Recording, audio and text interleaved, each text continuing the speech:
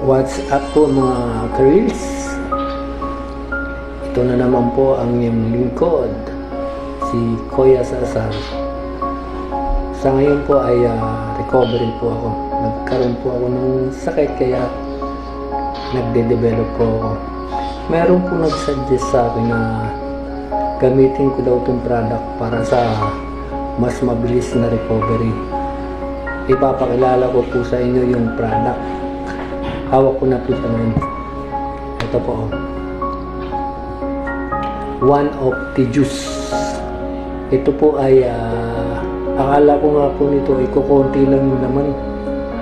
Yung pala, kailangan lalagyan mo siya ng tubig, tapos isi-shake ko siya ng talagang alog na alog. Tapos yung sukatan po nito is yung takip, 3 takip.